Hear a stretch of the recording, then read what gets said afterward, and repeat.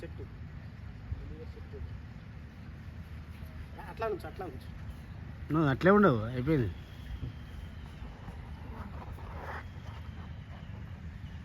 చూడండి మందిరం దగ్గర ఒలివ చెట్టు.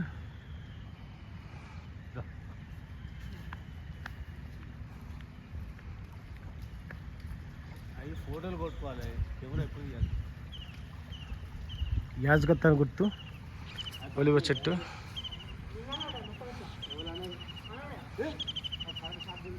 ఈ చెట్టు చూడటానికి మహాదేవుడు అనేశ్వర గారు సహాయం చేశారు.